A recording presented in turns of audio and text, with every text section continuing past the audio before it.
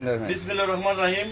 BNP প্রতিষ্ঠা বার্ষিকী উপলক্ষে আরাফাতুর রহমান কোকো স্মৃতি সংসদ কর্তৃক আয়োজিত নৌকাবাজ 2025 স্থান বিরাঙ্গারো ধলাই নদী।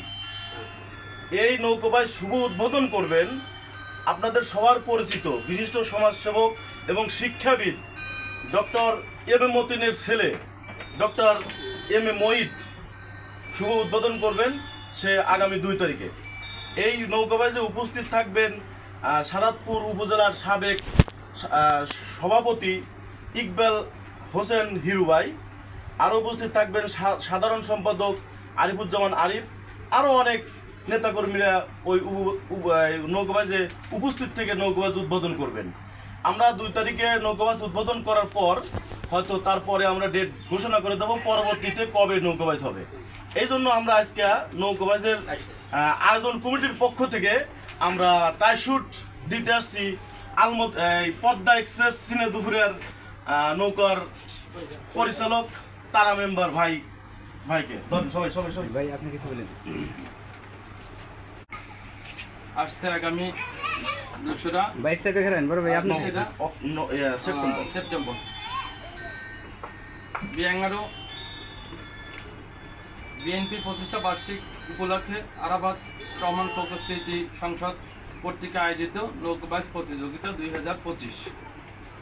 আমরা বিয়াঙ্গারো থেকে ওনারা চিঠি দিতে আসছে, আমরা ইনশাল্লাহ ওনাদের কাছ থেকে চিঠি এইমাত্র পেলাম।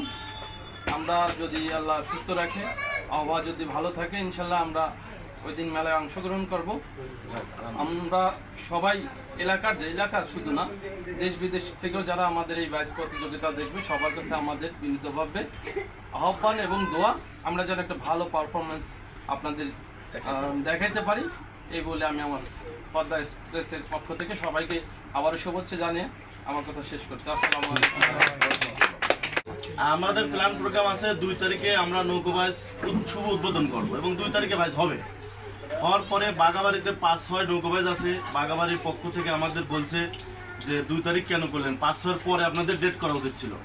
এই কারণে আমরা 2 তারিখে আমাদের প্রধান অতিথি সে উদ্বোধন করার পর বাগাবাড়ির নৌকাবাজ শেষ হওয়ার পরে আমরা আবার একটা ডেট মিডিয়াদেরকে নিয়ে আমরা ডেট দিয়েছি এবং ওই ডেটেই মনে করেন যে 7, 8 বা 9 বা ওইখানে আমরা একটা না বাইজ দিয়ে আমরা ফাইনাল করব। যেহেতু আপনারা আয়োজক কমিটি, আপনাদের কাছে আমাদের নৌকার পক্ষ থেকে, আমাদের নৌকা না সার্বিক নৌকার পক্ষর মাধ্যম থেকে আমি কথাটা বলতে চাচ্ছি যে বাইসটা যেন একটু দীর্ঘায়িত না করে শর্ট টাইমে বাইসটা সমাপ্ত করার জন্য চেষ্টা করছি। কথা বুঝতে পারছেন?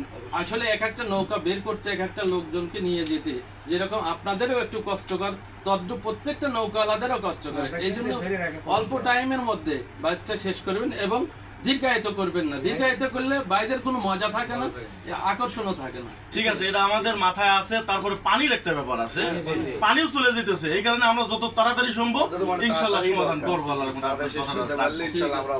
ঠিক আছে।